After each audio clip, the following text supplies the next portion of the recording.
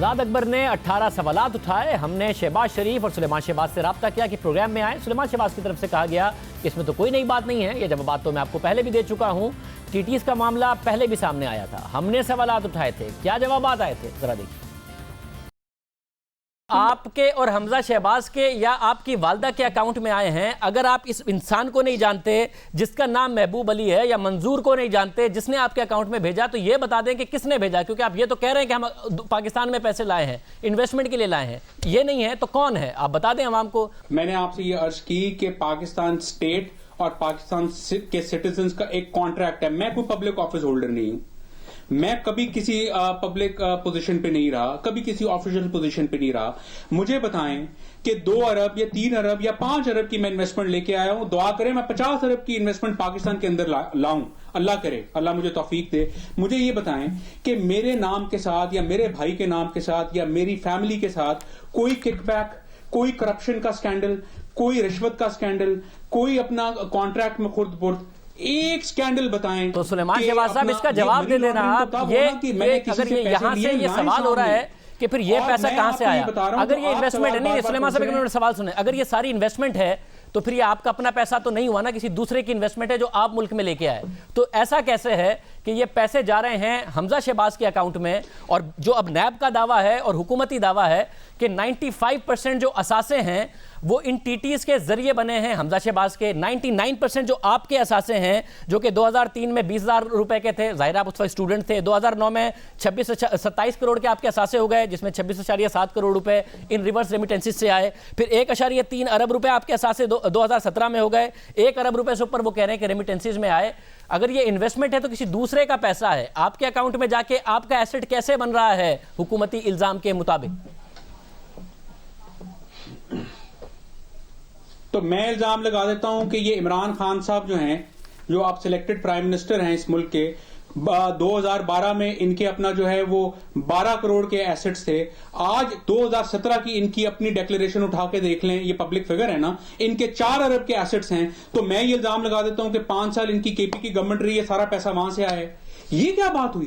सुलेमान साहब आपका लगाया गया इल्जाम, आप पर लगाए गए इल्जाम का जवाब नहीं देता। मैंने अपनी डिक्लेरेशन उनको दी। आप लोगों ने लगाया इमरान खान के ऊपर ये इल्जाम, इमरान खान ने सुप्रीम कोर्ट भुगती है, प्रूफ दिए हैं, अच्छे बुरे जैसे भी दिए हैं। तो आप कुछ तो जवाब दें कि ये कैसे है कि अगर पैसा बाहर से आ रहा था, इन्वेस्टमेंट थी, तो आपका तो नहीं था, तो आपका असासा कैसे बन रहा था? आपके 99% असासे रेमिटेंसेस के जरिए कैसे आ गए जब आपका बाहर कोई बिजनेस नहीं है बकौल आपके? नहीं, मैंने अपनी डिक्लेरेशंस में शाहजेब साहब बार बार आपसे बता रहा हूं आपको कि एफपीआर को जो मैंने अपनी हर साल रिपोर्टिंग होती है, मैंने जो अपनी डिक्लेरेशंस दी उसके अंदर जिन कंपनीज से पैसे आए, जिन सोर्सेज से इन्वेस्टमेंट्स आई, वो डिक्लेयर्ड है। एफबीआर ने मुझे पिछले 10 सालों में या 12 सालों से मैं कारोबार कर रहा हूं, मुझसे तो एफबीआर ने कभी नहीं, एफबीआर ने हमेशा हमें क्लियर कर दिया, हमने रिपोर्ट कर दिया, स्टेट बैंक को बता दिया। ये तो जो पॉलिटिकल विक्टिमाइजेशन जिसका सेल प्राइम मिनिस्टर ऑफिस के अंदर है, और नैब का काला कानून जिसके ईथॉस और डीएनए के अंदर एक डिक्टेटर के सीड्स हैं, और उस काले कानून को आज पॉलिटिकल विच हंटिंग के लिए इस्तेमाल किया जा रहा है उसके थ्रू, और गवर्नमेंट के कुछ स्पोक्स पर्सन जो हमारा मीडिया ट्रायल कर रहे हैं, उसकी वजह से ये पॉलिटिकल स्कोर सेटलिंग हो रही है। अगर ये नैब ने डॉक्यूमेंट्स कुछ एंकर्स को दिए हैं तो नैब ओन करे ना इनको। मुझसे जो आप सवाल कर रहे हैं, मैं तो अपनी डिक्लेरेशन एफबीआर और राइट फोरम्स को दे चुका हूं, मगर एफबीआर ने तो इस बात को कभी नहीं उठाया। नैब जो है और इस पाकिस्तान के लॉज हैं, कुछ हमने कायदे कानून के तहत चलना है कि नहीं चलना इस मुल्क के अंदर। ये कासिम कयूम को जानते हैं आप? मैं किसी कासिम कयूम को नहीं जानता, मैं जिंदगी में कभी उसको नहीं मिला। मंजूर अहमद को जानते हैं आप? ऑन रिकॉर्ड हूं, मैं कभी जिंदगी में उसको नहीं मिला। मंजूर अहमद को जानते हैं आप? मैं जिंदगी में नहीं मिला, ना मुझे पता है एक शख्स कौन है। मंजूर अहमद को जानते हैं? मैं किसी एक्सपर्ट को नहीं जानता। जो गवर्नमेंट के स्पोक्स पर्सन नाम ले रहे हैं, मैं उनको नहीं मिला, ना मैं उनको जानता हूं। मंजूर अहमद इल्जाम के मुताबिक वो आदमी है जो सिर्फ ऐसा नहीं है कि वो रिवर्स रेमिटेंसेस के जरिए, तो मुकम्मल कर रहे थे। नहीं पूरा सवाल तो सुन ले, ऐसे सवाल तो सुन ले। ये वो लोग हैं जो आज तक मुल्क से बाहर नहीं गए, जिनका पासपोर्ट भी नहीं बना हुआ, मगर मंजूर अहमद की खास बात यह है कि ये आपके बैंक अकाउंट से, आपके चेक से पैसे निकाल कर निकाल कर लेके गया है कासिम कय्यूम के पास, वहां से टीटी बनाई है और फिर आप लोगों के अकाउंट्स में इसने पैसे डॉलर्स की सूरत में, रेमिटेंसेस की सूरत में डाले हैं और हुकूमती दावे के मुताबिक चेक मौजूद है कि जिसके पीछे आपने इसका शनाख्ती कार्ड नंबर लिखा हुआ है कि इस बंदे को मेरे अकाउंट से पैसे दे दो, मगर आप जानते नहीं है इसको। ये हुकूमत का दावा है और मैं इसको डिनाई करता हूं और ये बहुत बड़ा मजाक है। अब मैंने आपके सवाल का जवाब दे दिया, अब आप मेरी बात भी तो सुन लें, मुझे मौका दें या फिर आप बात कर लें। बात यह है कि जब इनको 120 दिन में शहबाज शरीफ साहब से कुछ नहीं मिला और ये फ्रस्ट्रेट हो गए और इमरान खान ने अपने हवारियों को कहा, ये कैबिनेट मीटिंग के अंदर बैठे हुए थे, जब इनको पता लगा कि मियां शहबाज शरीफ की बेल हुई है, इनका रंग उड़ गया इनका वहां पे। और जब इनको कुछ नहीं मिला तो ये तो दावे करते थे कि जी पंजाब के अंदर 11 सालों में इतनी लूटमार हुई है, मेगा प्रोजेक्ट्स में से इन्होंने पैसे खाए हैं, चाइना से पैसे खाए हैं, टर्की से पैसे खाए हैं, इन्होंने हर प्रोजेक्ट में से पैसे बनाए। वो कहां है सबूत? वो स्कैंडल्स किधर हैं? सुलेमान साहब, शहबाज हो या मैं तो पब्लिक ऑफिस होल्डर रहा भी नहीं, वो तो एमएनए थे ना। एग्जैक्टली सुलेमान साहब, आप पब्लिक ऑफिस होल्डर रहे नहीं है, ये प्रूव कर सके। और जब कुछ नहीं मिला, जब इनको कुछ नहीं मिला, एक मिनट सर, एक मिनट, अब मेरी बात मुकम्मल होने दें। जब इनको कुछ नहीं मिला तो ये मेरी बहनों के घर पे छापे मारे इन्होंने। इनको शर्म और हया नहीं है कि चादर और चार दीवारी का तकद्दुस क्या होता है। मैं दुआ करता हूं, हालांकि अलीमा बाजी की मनी लॉन्ड्रिंग प्रूव हो गई और उनके भाई ने उनको एनआरओ दिया, हम फिर भी दुआ करते हैं कि उनके घरों पे इस तरह के छापे ना पड़े जिस तरह की मेरी बहनों के घरों पे छापे पड़े।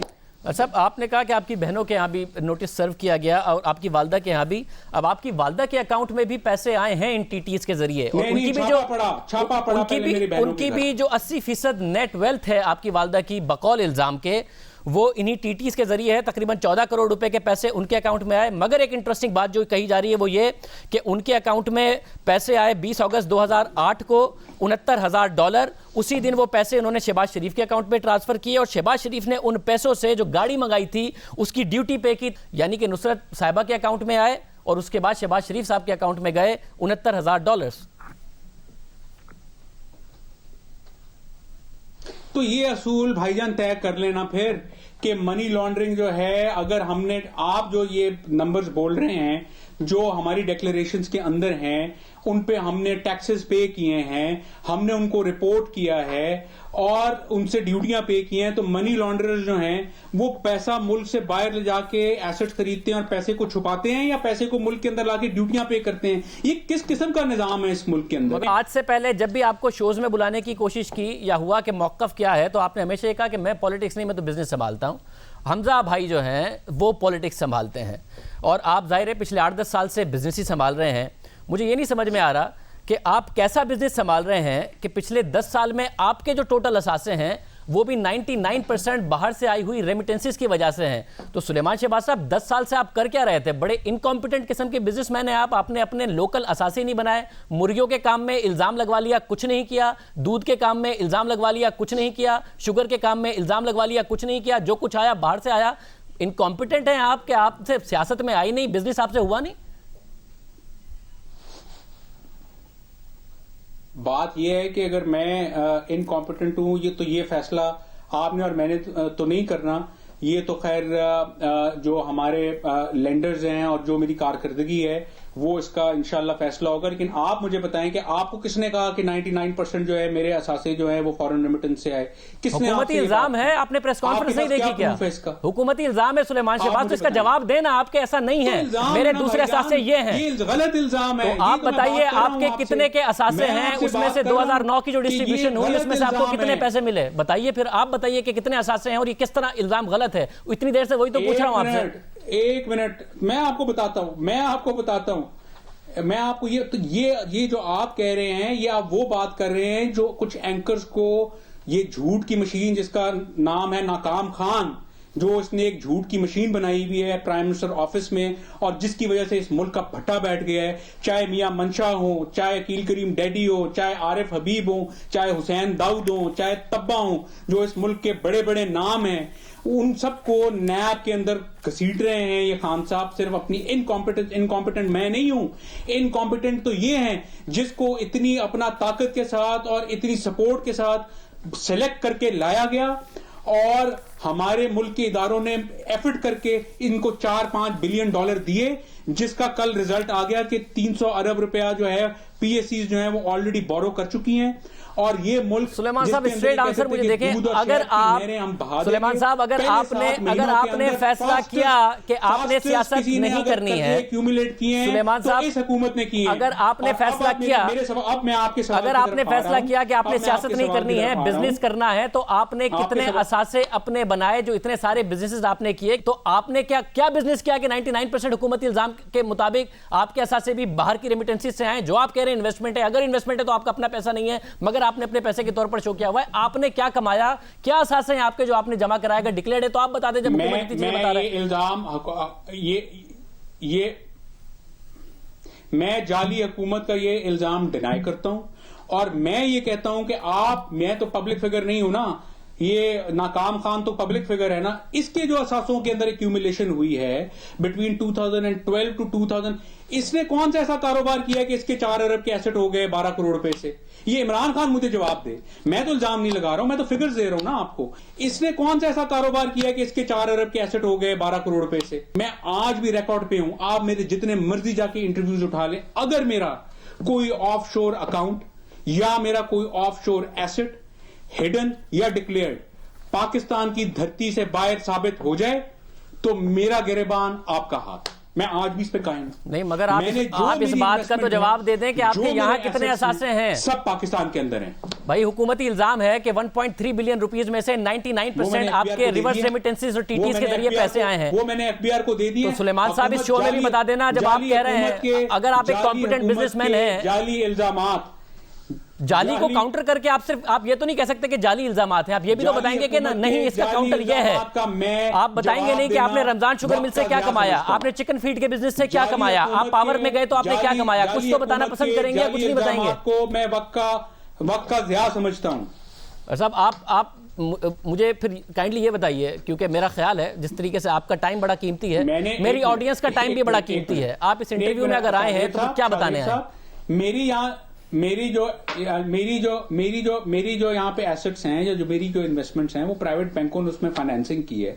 मेरी एक क्रेडिबिलिटी है जिसकी वजह से प्राइवेट बैंकों ने हमें फाइनेंस किया। और ये जो एसेट का रट लगाते हैं, इसको समझ नहीं है इमरान खान को। एक्सक्यूज माय वर्ड्स, लेकिन इनके दिमाग के अंदर भूसा घुसा हुआ है। जिस बंदे ने सारी उम्र कोई काम नहीं किया, जिसने सारी उम्र बल्ला और गेंद और ग्लिट्सी लाइफ और सेलिब्रिटी वाली लाइफ गुजारी है, कैमरों के अंदर जिसने जिंदगी में कभी कोई सीरियस काम नहीं किया, उसको क्या पता।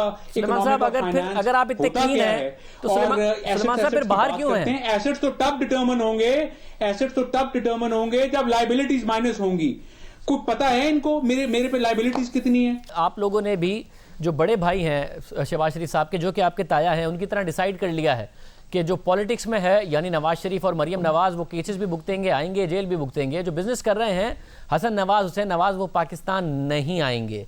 इसी तरीके से हमजा शहबाज अगर हैं सियासत में और शहबाज शरीफ, तो वो यहाँ रहेंगे। जो बिजनेस कर रहे हैं यानी कि सुलेमान शहबाज, अब वो पाकिस्तान नहीं आएंगे। ये जो मुल्क के अंदर माहौल बना है शाहजेब साहब, please let me clarify you, ये न्याजी नैप गठजोड़ है, ये उसका माहौल है। ये मिनिस्ट्री ऑफ इंटीरियर पे प्राइड लेते हैं कि जी मैंने अपने पास रखी हुई है। मिनिस्ट्री ऑफ इंटीरियर ने किया क्या है सवाए इसके कि लोगों की अपना इज्जतें उछाली हैं एफआईए ने, आईबी ने और नैब ने। और ये जो नैब की जो क्रेडिबिलिटी है, जिस नैब को ये सुबह शाम गालियां देते थे इमरान खान साहब, ये उसी नैब को इन्होंने एक विक्टिमाइजेशन का टूल बना दिया है। तो ये वो गठजोड़ है जिसकी वजह से ऑपोजिशन को एक दीवार पे लगाया जा रहा है। इस मुल्क में अकाउंटेबिलिटी सिर्फ 6-7 लोगों की हो रही है, जिनमें नवाज शरीफ, मियां शहबाज शरीफ, बिलावल भुट्टो जरदारी, मरियम नवाज, हमजा शहबाज। बाकी जो हैं वो अपना सारे दूध के धुले हैं। और ये जितना ये नैब, एफआईए और ये नईम बुखारी और ये शहजाद अकबर साहब जो हैं, जरा इनका फॉरेंसिक तो करवाएं इनके टेलीफोन्स का। ये डेली आपस में कोऑर्डिनेट करते हैं। अब 18 और सवाल आ गए।